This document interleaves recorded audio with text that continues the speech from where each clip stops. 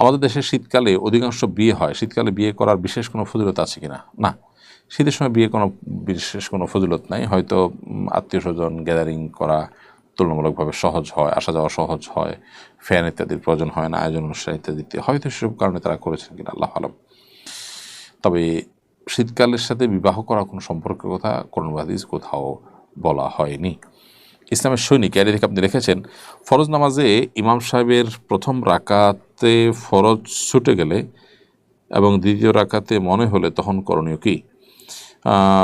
ফরজ নামাজে ইমাম সাহেব প্রথম রাকাতে যদি কোনো ফরজ ছুটে যায় এবং দ্বিতীয় রাকাতে মনে হয়, যদি সেটাকে রিপিট করার সুযোগ থাকে করবেন, আর না হলে সেই নামাজ বা সে রাকাত আবার পড়তে হবে।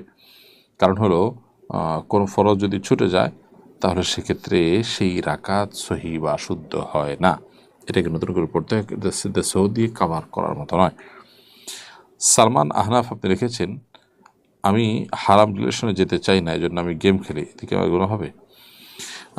হারাম রিলেশন থেকে বাঁচার জন্য গেম খেলা নয়, বরং আপনাকে হারাম রিলেশন থেকে বাঁচার জন্য অন্য কোনো ওয়ে বা পদ্ধতি অবলম্বন করতে হবে। ধরা যাক আপনি শারীরিক কসরতে মগ্ন হয়ে গেলেন, শারীরিক কোনো পরিশ্রমে লেগে গেলেন, অনেক বেশি ব্যস্ত হয়ে পড়লেন এবং বৈধ রিলেশনে যাওয়ার জন্য প্রচেষ্টা করলেন, এগুলো হলো সঠিক পথ। আপনি একটা ভুল পথ থেকে বাঁচার জন্য আরেকটা ভুল পথে যাচ্ছেন, যেটা সঠিক নয়। পেশা হিসাবে ওয়েডিং ফটোগ্রাফি, বিবাহ অনুষ্ঠানের ফটোগ্রাফি করা যায় আছে কিনা? পেশা হিসাবে এই জিনিসটি নেওয়া নানা কারণে অনুচিত। কারণ হলো আমরা জানি যে আমাদের সমাজে এই ধরনের পেশায় যারা থাকে তারা আসলে চাইলেও অনেক গুনাহ বা অনেক পাপের কাজকে এড়াতে পারে না। যেমন একটা বিষয় হলো যে আপনি যখন কোনো বিবাহের ফটোগ্রাফি করতে যাবেন, সেখানে নারী পুরুষের মিশ্রণ থাকবে, সেই ছবি আপনাকে তুলতে হবে, আপনার ইচ্ছা হোক অনিচ্ছা হোক সেই কাজ আপনাকে করতে হবে। তো এটা তো একটা নাজায়েজ কাজ, যেটা অংশীদার আপনাকে হতে হচ্ছে। তো যে কাজে হারাম বা গুনাহের কাজে অংশীদার হওয়া অনেকটা বাধ্যতামূলক, অনেকটা চূড়ান্ত, সে কাজ আসলে অ্যাজ এ পেশা নেওয়া জায়েজ নাই। আর যদি আপনি হালাল বিবাহ শাদী হবে এবং সেখানে অনুষ্ঠান হবে হালাল, এই জাতীয় বিষয়গুলো নিশ্চিত হন এবং উভয় পক্ষকে আপনি বলে সেখানে ইনভলভ হন, এরকম কোনো কাজে তারা সেটা জায়েজ হতে পারে, তারা যদি এটা রক্ষা করেন। কে খাতুন আইডি থেকে আপনি আমাদের ইউটিউব চ্যানেলে লিখেছেন, যারা ওষুধ কোম্পানিতে চাকরি করে, কোম্পানি তাদেরকে গিফট দেয়, ডাক্তারদের দেয় টার্গেট পূরণ করতে। যদি রিপ্রেজেন্টেটিভ তার টার্গেট পূরণ করতে পারে, তাহলে কি ওই গিফট তিনি ব্যবহার করতে পারেন? তার বিক্রি টার্গেট পূরণ করলে তাকে কোনো পুরস্কার দিয়ে কোম্পানির যদি বলে, তাহলে সেটা তিনি নিতে পারেন, কোনো অসুবিধা নেই। এরপরে মাহফুফ খান আপনি লিখেছেন, ইস্তিনজার পর ঢিলা ব্যবহার করার সময় মেসওয়াক করা যাবে কিনা? ইস্তিনজার পর আপনি ঢিলা ব্যবহার করবেন, এরপর মেসওয়াক করার কোনো অসুবিধা নেই। মেসওয়াক ওজুর সময় করা সুন্নাহ। ওজুর সময় যেমন মেসওয়াক হতে পারে, তারপরে নামাজের সময় মেসওয়াকের কথা বলা হয়েছে, তারপর বাসাবাড়িতে প্রবেশের সময় মেসওয়াক করতে বলা হয়েছে, কোনো মিটিং কোনো সভার সময় মেসওয়াক করতে বলা হয়েছে, বিভিন্ন সময় মেসওয়াকের গুরুত্ব রয়েছে। নবী সাল্লাল্লাহু আলাইহি ওয়াসাল্লাম বারবার বলেছেন, বিভিন্ন সময় যদি মেসওয়াক করতে মেসওয়াকের নির্দেশ করলে তোমাদের জন্য কষ্ট হয়ে না যেত, তাহলে আমি এটাকে নির্দেশ করতাম, ফরজ করে দিতাম। তো এত গুরুত্বপূর্ণ মেসওয়াক, এই জন্য ইস্তিনজার পর ঢিলার পর অপবিত্র অবস্থায় মেসওয়াক করা যেতে পারে। অর্থাৎ এখন উজু করেন নাই, বিনা উজুতে আসেন, অবশ্যই মেসওয়াক করতে পারেন। এরপরে টনিস ডায়েরি এআইডি থেকে আপনি লিখেছেন, মেয়েরা কি বাসায় জুমার নামাজ পড়তে পারবে? পড়লে কোন নিয়মে পড়বে? না, মেয়েরা বাসায় জুমার নামাজ পড়বে না। জুমার নামাজ জামাত ছাড়া পড়ার কোনো অপশন ছেলে মেয়ে কারোর জন্যই নেই। তার যদি পুরুষদের জামাতে কোনো কারণে আসেন, সেখানে আলাদা ব্যবস্থা থাকে, বাজারে আসেন এরকম পরিস্থিতিতে, তাহলে জুমা চাইলে পড়তে পারেন পুরুষদের পেছনে, কিন্তু তাদের উপরে জোহর প্রযোজ্য, জুমা নয়। তারা বাসায় জোহর নামাজ পড়বেন, জুমা পড়তে তাদেরকে নির্দেশ দেওয়া হয়নি। ফাহাদ বিন আহসান আপনি লিখেছেন, দোয়া কবুলের কঠিন সময়গুলো কী কী? সঠিক সময়গুলো কী কী? দোয়া কবুলের সঠিক সময় বলতে যে কোনো সময় দোয়া কবুল হতে পারে, তবে দোয়া কবুলের সম্ভাবনা বেশি থাকে যে সময়গুলোতে, তার মধ্যে থেকে একটা সময় হলো ভোর রাত, আরেকটা হলো যে প্রত্যেক নামাজের পর নবী সাল্লাল্লাহু আলাইহি ওয়াসাল্লাম বলেছেন যে দুবরাকুল্লি সালাহ আর জওফুল লাইল, অর্থাৎ ভোর রাত এবং প্রত্যেক নামাজের পর এই সময়টা দোয়া কবুল হয়। এর বাইরে বৃষ্টির সময় দোয়া কবুল হয়, মুরগির আওয়াজের সময় দোয়া কবুল হয়, তারপরে আজানের সময় দোয়া কবুল হয়, আজান করতে মধ্যবর্তী সময় দোয়া কবুল হয়। দোয়া কবুলের বহু সময় আছে, সেগুলো আমরা দেখে দেখে দোয়া করতে পারি। হুমায়ুন কবির লিখেছেন, ঘুমানোর সময় মোবাইলে কোরআনের আয়াত চালু করে দিয়ে ঘুমিয়ে গেলে কি গুনাহ হবে? না, অসুবিধা নেই, গুনাহ হবে না, কারণ ইচ্ছাকৃত এখানে ইগনোর করা হচ্ছে না। সাবির আহমদ আপনি লিখেছেন, আমার বাবা কয়েকজন মিলে জায়গা কিনে ফ্ল্যাট করতে চাচ্ছেন। এক্ষেত্রে আমার প্রশ্ন হচ্ছে, আমার বাবার টাকা যদি হালাল হয় আর বাকি সদস্যের টাকা যদি ঋণ নেয়, ঋণ নিয়ে দেয় এবং আমার বাবা অথবা হারাম হয়, তাহলে ফ্ল্যাটটি কি আমার বাবার জন্য জায়েজ হবে? আপনার বাবার অংশের টাকাটা সম্পূর্ণ নিজে দিয়েছেন, হালাল টাকা, তাহলে তার এটা জায়েজ আছে। তবে হারাম উপার্জনকারী বা হারাম লেনদেনকারী মানুষদের সাহচর্য বা তাদের সংস্রব থেকে যত সম্ভব দূরে থাকাটা নিরাপদ। এরপরে মহসিন মিথন আপনি লিখেছেন, ফুটবল খেলা কি হারাম? না, ফুটবল খেলা যদি শরিয়ার সীমানার মধ্যে থেকে, যেমন কোনো জুয়া ছাড়া, সতর উন্মুক্ত করা ছাড়া, নারী পুরুষ ঢাড়াঢাড়ি ছাড়া, মিউজিক ইত্যাদি ছাড়া, এবং পারস্পরিক আর্থিক লেনদেন যেটা বিজয়ী দল বা বিজিত দল একে অন্যকে দিবে, এরকম কোনো পলিসি যদি না থাকে তাহলে সেক্ষেত্রে সেটা জায়েজ আছে। বিশেষ করে শারীরিক কসরতের উদ্দেশ্যে এটি জায়েজ আছে।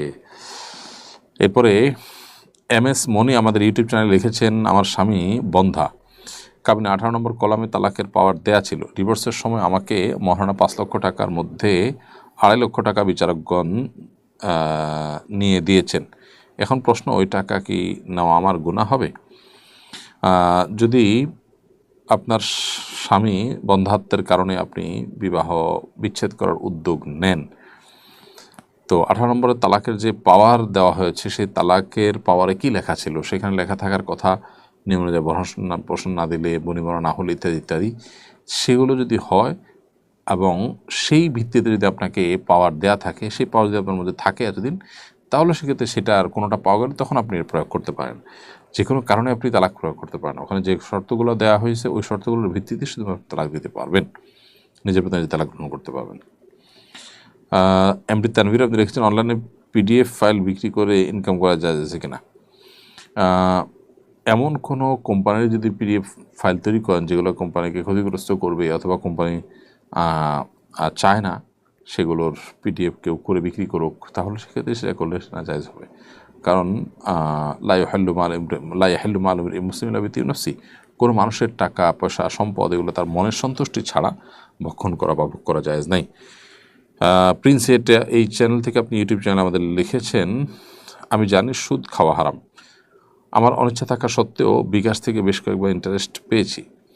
আমার কাছে সঠিক হিসাব নেই ইন্টারেস্টের পরিমাণ কত, এখন আমার করণীয় কি? আনুমানিক কোনো ফিগার বের করবেন, যেহেতু আপনার মনে নেই। যদি তাদের কাছে যে কোনোভাবে তথ্য বের করা যায় তাহলে সেই চেষ্টা করতে হবে। যদি সেই চেষ্টা না থাকে তাহলে সেটা আপনি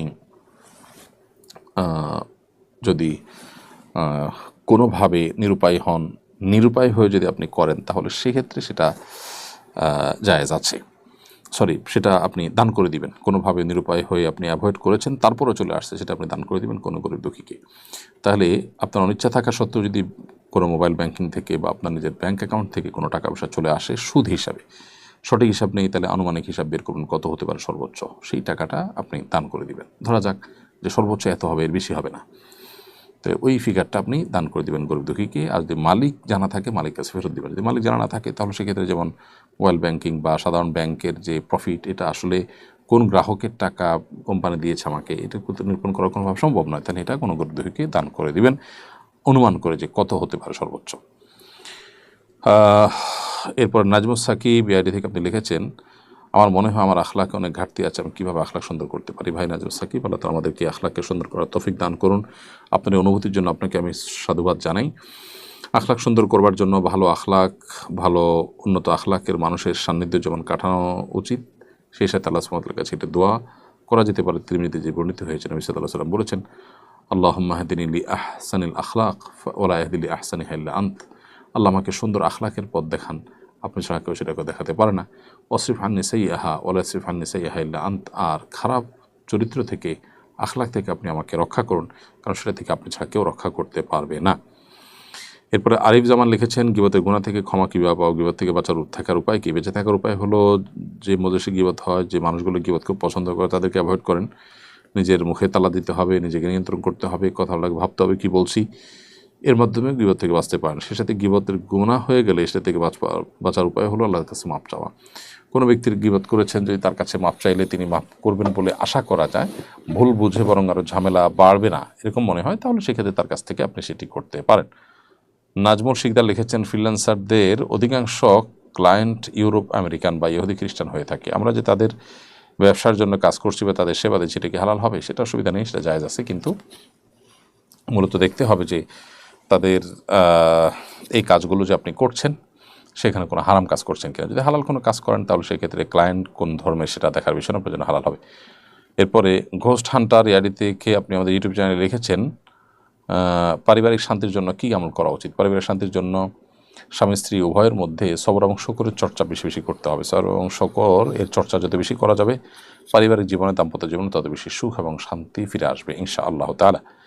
বিডি গ্রেডিং টিপস এআইডি থেকে আপনি লিখেছেন আমার স্ত্রী 7ই নভেম্বর আত্মহত্যা করে মারা গেছেন, তার কাবিনের টাকা পরিশোধ করার কি কোনো বিধান আছে? আল্লাহ তাআলা আপনার প্রতি রহম করুন, আপনার স্ত্রীর প্রতি রহম করুন, আল্লাহ তাআলাকে ক্ষমা করুন। তিনি যে অপরাধ করে মারা গেছেন সেটি অত্যন্ত জঘন্য এবং গর্হিত।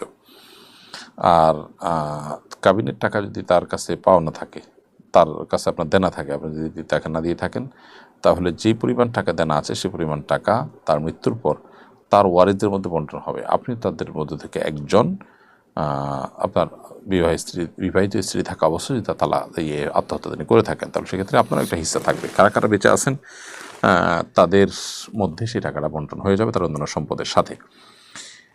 এরপরে মোহাম্মদ মিজান লিখেছেন আমি জাহাজে চাকরি করি, জাহাজে সফরে নামাজ পড়ার নিয়ম কি?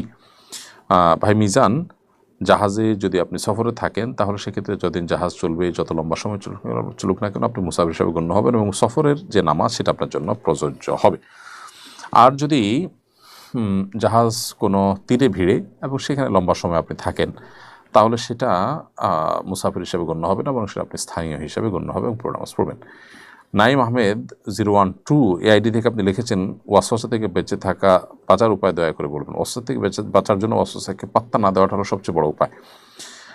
ওয়াসওয়াসাকে আমলে না নেওয়া, নিজের ভেতর থেকে যখন ওয়াসওয়াসা হবে সেটাকে ইগনোর করা, যে কোরআন এবং সুন্নাতে ওয়াসওয়াসাকে পাত্তা দেওয়ার পর নিষেধাজ্ঞা আছে সেটাই খেয়াল করতে হবে। তার বাইরে ওয়াসওয়াসা দূরের জন্য বেশ কিছু রুকিয়া আছে, ভালো রাকিদের মাধ্যমে এই ওয়াসওয়াসা থেকে বাঁচার জন্য রুকিয়া করার চেষ্টা করতে হবে। ওয়াসওয়াসার রুকিয়া লিখে সার দিন অনলাইনে আপনি অনেক তথ্য পেয়ে যাবেন, সেগুলোর মাধ্যমে আপনি ওয়াসওয়াসা থেকে বেঁচে থাকার জন্য চেষ্টা অব্যাহত রাখতে পারেন। সাবির আকন্দ মুন্না লিখেছেন আমি যে গুনাহের জন্য বারবার তওবা করতেছি কিছুতেই সেই গুনাহ থেকে আমি বিরত থাকতে পারছি না, এক্ষেত্রে কি আমার তওবা কবুল হচ্ছে না? এটা নিশ্চিত করে বলা কঠিন কোন তওবা কবুল হচ্ছে বা কোনটা হচ্ছে না, তবে গুনাহ থেকে বেঁচে থাকতে না পারাটা, ফিরে আসতে না পারাটা এটা ভালো লক্ষণ নয়। এটা ঠিক যে বান্দা কোনো তওবা করার পর কিছুদিন টিকে থাকেন, হয়তো আবার নষ্ট হয়ে যায়, তারপর আবার তাকে তওবা করতে হয়, এই প্রচেষ্টা তাকে অব্যাহত রাখতে হবে। এবং এই জন্যই আল্লাহ সুবহানাহু ওয়া তাআলার বাচক নাম রয়েছে তাওয়াব, তিনি বারবার ক্ষমাশীল, বারবার বান্দার তওবাকে ক্ষমা করেন। বিধায় তওবা নিয়মিত করতে থাকা উচিত, কোনোভাবে শয়তান যেন আমাদেরকে নিরাশ করে না দেয়, কারণ ওয়ালা ইয়াসমির রাহিল্লাল কওমুল কাফিরুন, আল্লাহর রহমত থেকে কাফির ছাড়া কেউ নিরাশ হতে পারে না। ফারহানা শ্রাবণী আপনি লিখেছেন ডিভোর্স হওয়ার কারণে মা বাবা সবসময় খারাপ ব্যবহার করে, কথা শোনায়, অভিশাপ দেয়, এটা মানসিক অশান্তির কারণ হয়ে গেছে, এখন আমার করণীয় কি? আল্লাহ যেন সবর করবেন, মা বাবাকে বোঝাবেন এবং নিজের যে বৈবাহিক এবং দাম্পত্য জীবন সেটাতে যত কষ্টই হোক না কেন সবর করে সেখানে থাকার চেষ্টা করাটাই হলো বেশিরভাগ ক্ষেত্রে নিরাপদ এবং নিজের জন্য ভালো। কোরআন সুন্নাহ কথা বললে অনেক সময় আমরা সেকেলে মনে করি মেয়েদেরকে অধিকার থেকে হরণ করা হয়েছে এর মধ্য দিয়ে, তো এগুলো আমাদের ভুল। অন্য কোনোভাবে মেয়েদের অধিকার হরণ হয়ে থাকলে সেইটার বিরুদ্ধে আমাদের সোচ্চার হতে হবে, এটা ভিন্ন বিষয়। বাট এসব ক্ষেত্রে যদি আপনার ডিভোর্সের কারণে মা বাবা খারাপ আচরণ করে ইত্যাদি, খারাপ শোনায়, তাহলে সেক্ষেত্রে আপনার ধৈর্যের বাঁধ যদি ভেঙে যায়, স্বামীর সংসারে থাকার মতো কোনো উপায় না থাকে, তাহলে সেক্ষেত্রে ভিন্ন কথা। এক্ষেত্রে মা বাবার ব্যবহারে সবর করতে হবে, তাদের সাথে পাল্টা খারাপ ব্যবহার করা যাবে না, তাদেরকে দিয়ে কাউকে দিয়ে বোঝাতে হবে তারা যেন তাদের এই আচরণ থেকে সরে আসেন এবং নিজে প্রয়োজনে বৈধভাবে সঠিকভাবে কোনো বিবাহের পথে তিনি যাওয়ার চেষ্টা করবেন। স্বামী স্ত্রীর মধ্যকার সম্পর্ক একটু আপনার কোনো কারণে খারাপ হলেই ডিভোর্সের দিকে চলে যাওয়ার পথ যেন সুগম না হয়, এটা স্বামী স্ত্রী উভয়কে লক্ষ্য রাখতে হবে। তো মেয়েদেরকে বিশেষ করে ডিভোর্সের পর তাদেরকে তুচ্ছ-তাচ্ছিল্য করা, বাজে কথা বলা, এটা জঘন্য অপরাধ, এটা গুনাহের কথা। কোনো দোষ ছাড়াও অনেক মেয়েদের ডিভোর্স হয়, অথচ আমাদের সমাজে ডিভোর্স হলেই তাকে খারাপভাবে দেখা হয়, এটা একেবারে ভুল একটি কালচার এবং ভুল একটা কাজ। প্রিয় দর্শক, দেখতে দেখতে আমরা অনুষ্ঠানের একেবারে শেষ প্রান্তে চলে এসেছি, সময় হয়েছে বিদায় নেব।